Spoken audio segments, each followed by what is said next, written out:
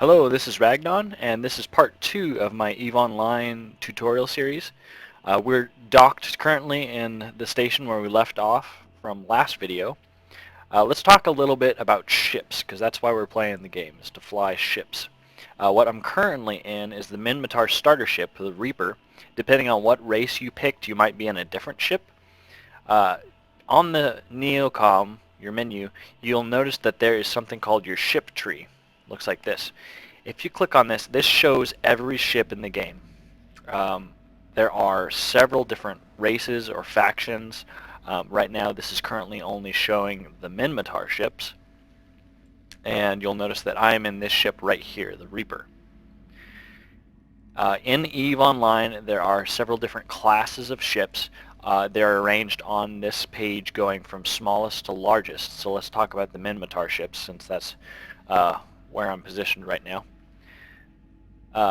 The rookie ship it's free. If you die or if you're undocked without a ship and you dock into a station that you don't have a ship in, it will give you a fitted Reaper for free, fitted with the modules that you start off with by default. So they are extremely cheap. They've got bonuses to lots of different things, but they're as good as you can expect from the first ship that you have in the game. So later on they can make a nice cheap transport, but that's about it. So you'll want to get into another ship pretty soon here. You'll notice that each ship, as I hover over it, it says roll bonus. For example, the Reaper has 10% bonus to ship velocity, to projectile turret damage, target painter effectiveness, and shield booster amount. You don't have to know what all that is. Just realize that each ship is good at a set of things, and they're not good at something that another ship is good at. So this has a lot of bonuses because it's a very basic ship. So you can kind of ignore the bonuses at this point. Just realize that you want to get into another ship. The next size up is the frigates. The frigates are the smallest ships, and they're very, very fast. And it says they're suited to a variety of purposes, especially tackling. Tackling is the act of locking down an enemy ship so that it can't warp away or escape. So in player versus player, you want to send a frigate generally to tackle another ship so that they can't escape, so that your buddies can team up and lock them and shoot them down before they can get away.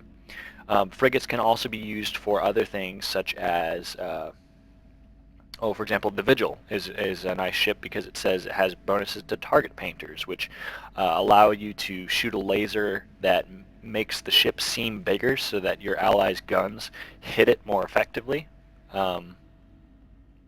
Whereas other ships like the Rifter has bonuses for turret damage, so it's a very fast, damaging ship. So if you are curious about what a ship does, you can hover over it and it will tell you the bonuses. And generally you want to fly a ship to match what its bonuses do. For example, you wouldn't want to fit a burst to fill the role of a Rifter.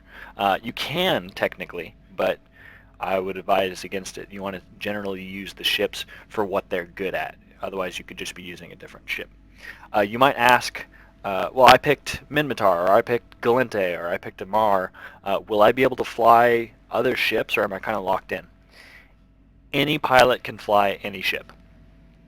The only thing that matters with your race selection and all that stuff that you picked before is your name. As far as I know, you cannot change your name. There's no way to do that in the game. So your name is what you're stuck with, and you might build a reputation one way or the other, so be careful with what you do, because everything has meaning in EVE. Everything you do causes a ripple effect that affects other players. And then the only thing that matters is your race decides what your rookie ship is. So whenever you die and you don't have a ship or something like that, it gives you that default ship, which they're all about the same. So don't worry about that too much. You can buy them if you're really thinking like, oh, I just love how the Galente one looks. I really want a Velator. Well, you can buy them for extremely cheap on the market, so I wouldn't consider that a factor. But every pilot can fly every ship. The only problem is that it takes a long time to train up. So for example, if I wanted to fly Minmatar battleships, well, it's going to take me several days to unlock, which is real life time that could be spent training towards another ship.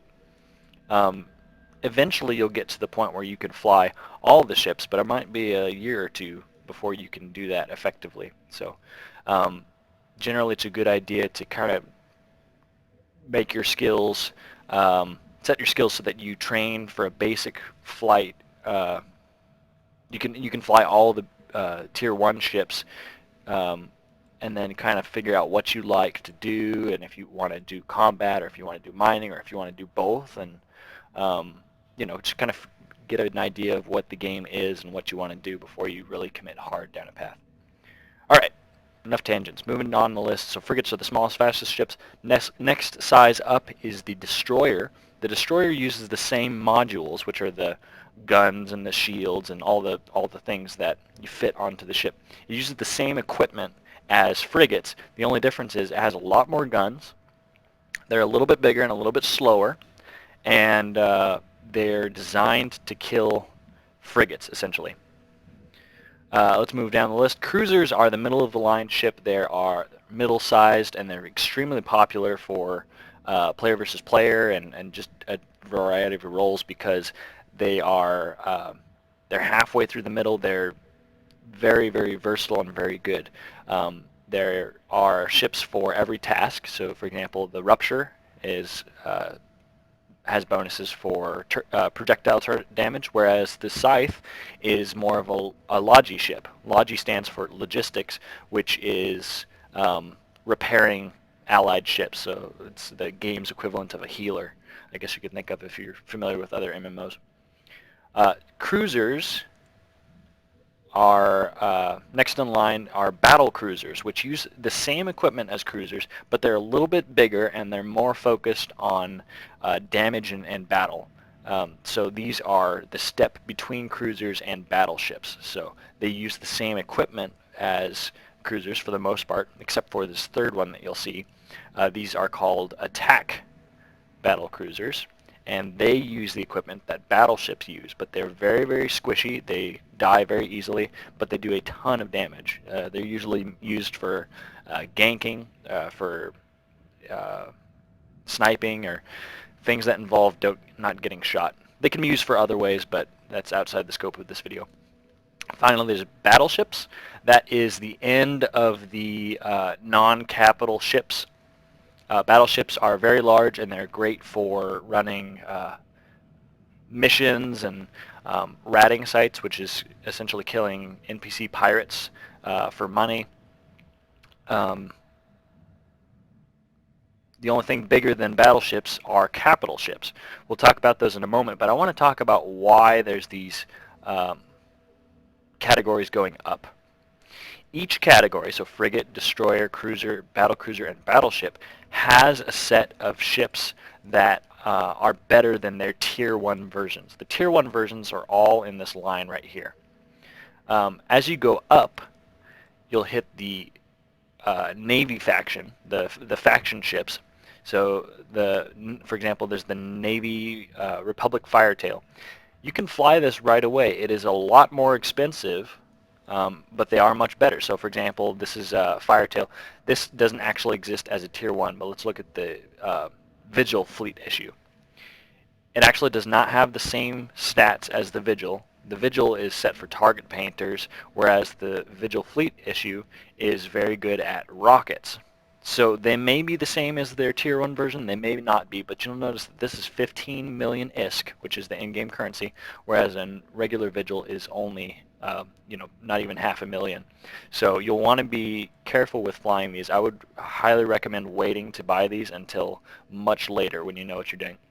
As you upgrade your skills, you can fly the Tier 2 ships. These are highly upgraded versions of your whatever category you're looking at. So we're looking at Tier 2 frigates right now.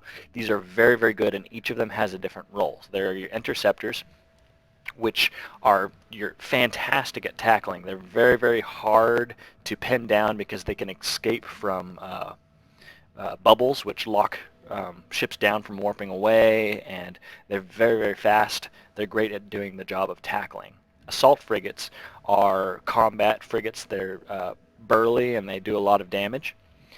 Covert op ships are, there's one for exploration, so it can cloak up and explore NPC sites for money, and then the other one is a bomber, which you can use to launch bombs or torpedoes to take out either a large fleet of ships or big battleships. They can be very scary if you fly them right. Electronic attack ships is, this is for a category called E-War, which stands for electronic warfare. Electronic warfare is anything that you do to make another ship not function correctly. So there's things like target painters, which the Minmatar are very good at, which make enemy ships look bigger than they are to your allied scanners so that they're easier to hit with their guns.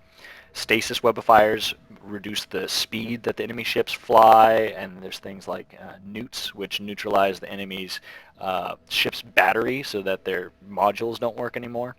But we'll talk about E-War another day, but that's what the category is for. And finally, logistics frigates. We talked about Logi for the cruisers. Logi is, again, logistics, which causes you to repair your allied ships. All right, there are two Tier 2 categories for every ship type.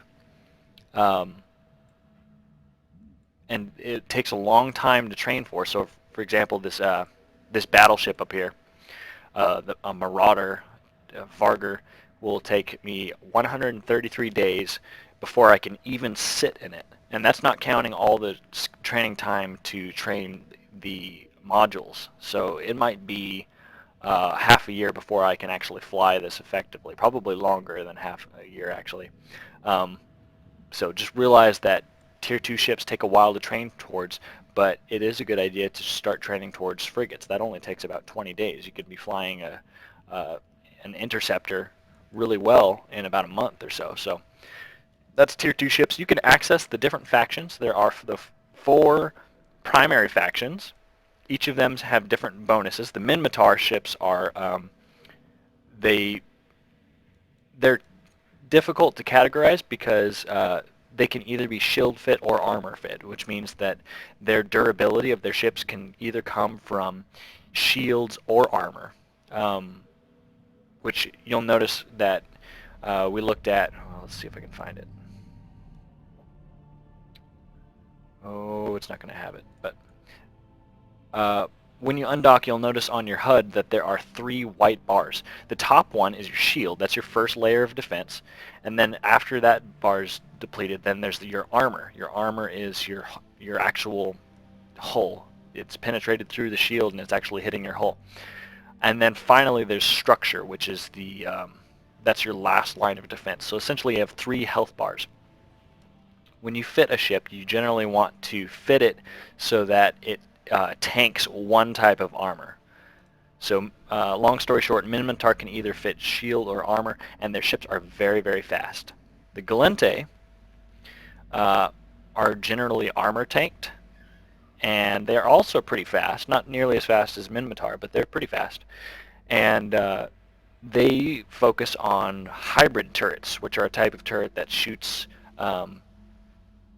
ammunitions that's been getting hypercharged and it shoots out kind of like a laser, but there's no advantage. I mean, there's different advantages for the different races, but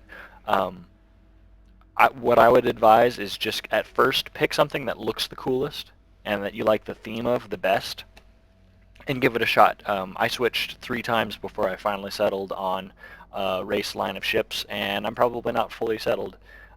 Eventually you'll get to the point where you can fly all the ships of all the races. It's just that if you spread yourself out too thin, it'll take a lot longer than if you focus. But it's all how you want to play. So the Gallente are very cool. Their theme is very aesthetically pleasing. Their ships aren't they aren't symmetrical, and well, this ship is, but their ships are not symmetrical, and they have a smooth flowing design. They're very aesthetic. So that's the Gallente. The Caldari are shield tanked, and they're pretty slow, not as slow as a Mar, and they are all about rockets. So the let Let me see if I can make these pictures bigger. Yeah. The Caldari ships are, they're shield fit, and they're all about shooting missile launchers and rockets from a long range away. And finally, the Amar. And if you want to check out all these ships, I advise you to do that on your own. It would take much too long to look at all of them in this video. Amar are their religious empire. I like the look of their ships, but their ships are very slow, they're armor tanked, and they have very long range because they use lasers. Lasers have a wide range. You can either shoot them very close or very far. They have great damage projection, which means damage application, which means how often your turrets can hit based on the circumstances. Alright, so that's the ship tree. If you want to check out the ships, you can access it on your Neocom, and you can even look at the big ships if you're wanting to see the big exciting stuff like the Titans or the carriers. You can look at them there and kind of get an idea of how long it'll take you to train to actually sit in that ship. That's going to wrap it up for this video. In the next video we're going to take a look at undocking and doing some more of the opportunities and how to pilot your ship.